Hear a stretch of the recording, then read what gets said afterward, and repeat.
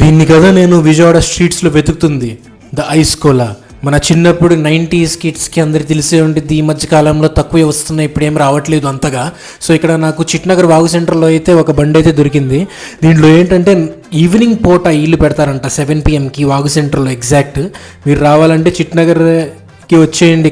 ఈయన గారు ఇక్కడ ఉంటారు. అండ్ మనం చిన్నప్పుడు అలా వాటర్ వేసుతుంటే చల్లగా పడుతూ ఉండేది సమ్మర్లో. ఇప్పుడు సమ్మర్ వస్తుంది కదా, గుర్తుకొచ్చింది అందరికీ. దీంట్లో పైనాపిల్ ఫ్లేవర్ ఉంది, మ్యాంగో ఫ్లేవర్ ఉంది, స్ట్రాబెరీ ఫ్లేవర్ ఉంది, ఆరెంజ్ ఫ్లేవర్ ఉంది, లీచీ ఫ్లేవర్ కూడా ఉందంట.